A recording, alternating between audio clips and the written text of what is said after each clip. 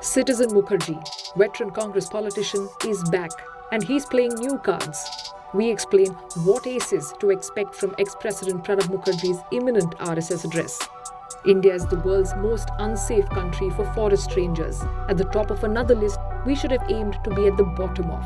And watch out, giving homework to first and second standard students is now illegal. It's Thursday, May 31st.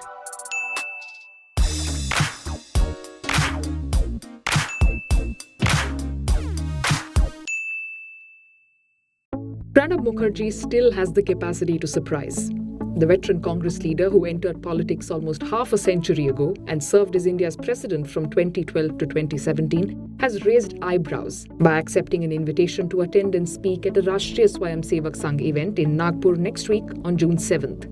Now, Mukherjee's decision is unexpected, primarily because of his background and the way the Congress views the RSS.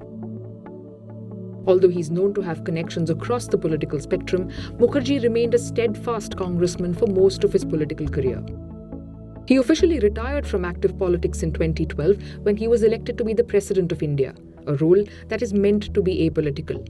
But ever since he stepped down from that position, there have been murmurs that Citizen Mukherjee, as he calls himself in his Twitter handle, has once again poked his nose into active politics. For a man who entered politics nearly 50 years ago, that in itself does not sound surprising. But accepting an invitation from the RSS is. That's because the Congress has always considered the RSS a communal, divisive force populated by the descendants of those who did not participate in the freedom struggle. Indeed, Mukherjee himself moved a resolution at a Congress plenary in 2010 calling on the United Progressive Alliance government to investigate links between terrorists and the RSS and its sister organizations. The worry of many in the Congress is that Mukherjee's appearance at an RSS event confers further legitimacy on an organization that has helped the BJP expand massively in the last few years, but is still used as a byword for religious polarization. Although the party's official position is that it'll wait and see what Mukherjee has to say, two leaders wrote a joint letter to him saying the decision to accept the invitation was not appropriate. The RSS, of course, praised Mukherjee's decision, while BJP leader Nitin Gadkari called it a good start. There might be another subtext to Mukherjee's appearance. Buzz in New Delhi has suggested that the former president sees himself as a fulcrum around which a non-Congress, non-BJP alliance might gather. Mukherjee's appearance in Nagpur at the very least suggests he intends to remain in public life and is not afraid of rocking the political boat. Glitches and malfunctions during bypolls that took place on Monday forced authorities to carry out a round of repolling yesterday. Voting took place in 73 booths in Uttar Pradesh's Kairana, 49 stations in Maharashtra's Bhandara and Gondia, and 1 station in Nagaland. The repolling came after complaints poured in from all over the country during bypolls on Monday, with even the ruling BJP saying that there had been large-scale malfunctioning of the machines. Concerns about electronic voting machines are not new. They have been a bone of contention for the opposition for some time now, with the Congress officially calling for a return to the paper ballot in a political resolution earlier this year. According to the Election Commission, however, the problem did not lie with the electronic voting machines at all. Instead, the glitches came from the voter verifiable paper audit trail or VVPAT machines. Now, VVPAT is a system aimed at confirming to a voter that her vote has been cast accurately. When she presses a button on the EVM, the VVPAT machine generates a slip of paper displaying the symbol of the party and the name of the candidate that she voted for. After voting is done, the Election Commission tallies VVPAT slips against EVM results from randomly selected booths to check for accuracy. According to the EC, on Monday, the problems were caused by VVPAT machine glitches.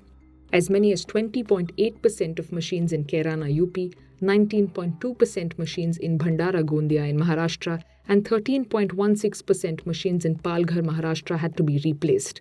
This is far higher than the 5% replacement rate that the EC expects.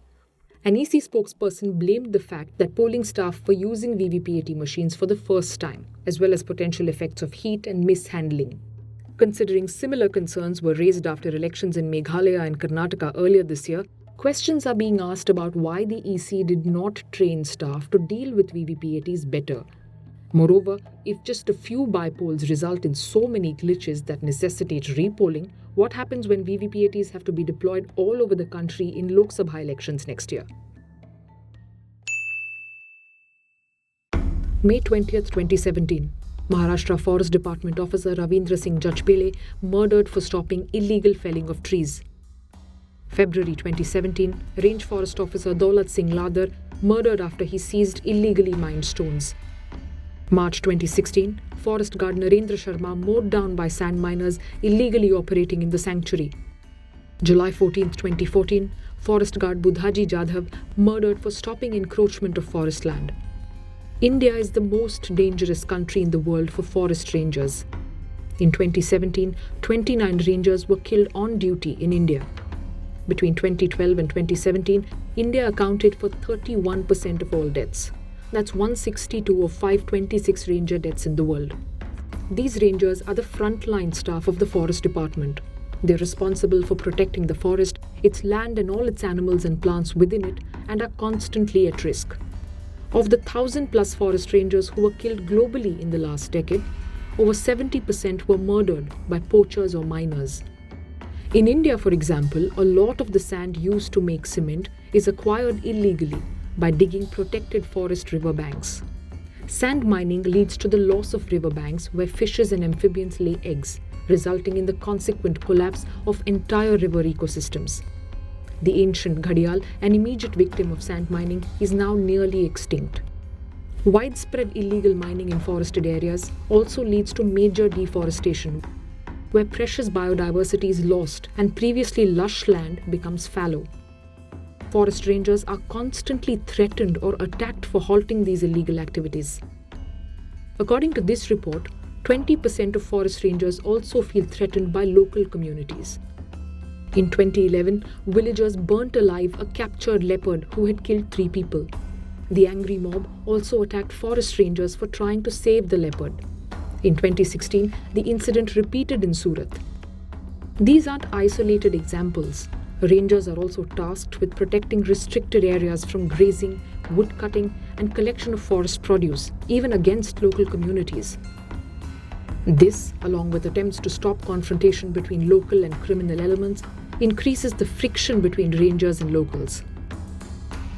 Forest rangers often work in remote areas with poor communication facilities, no immediate medical assistance, little special training, little recognition, scant equipment, and starting salaries as meager as 16,000 rupees. Indian Forest Service officers Parveen Kaswan and Akashdeep Badhava in a Hindustan Times article lament that states often fail to recruit forest staff, resulting in vacancies of 30 to 70%, up to even 90%. The results of short staffing, especially in dangerous areas, can be debilitating. There are no institutional pan-India life or health insurance schemes for frontline forest staff either. Sanjay Pathak, Deputy Inspector General with the National Tiger Conservation Authority, told India Spend. No homework, no bags heavier than 10% of the student's weight, and no extra subject. Things are changing for India's preschool and first and second graders. In a strict directive, the Madras High Court has ordered the centre to instruct state governments and union territories to make sure that all schools in the country, irrespective of the educational board, adhere to these guidelines from this academic year. Children are moulded as memory chips to store information due to the faulty pattern of our education system, Justice Kirubakaran observed. Failing the directive would result in schools being disaffiliated. The court also observed that these children do not benefit in any way from additional homework. Amen to that, and good day to you. Till we meet again tomorrow.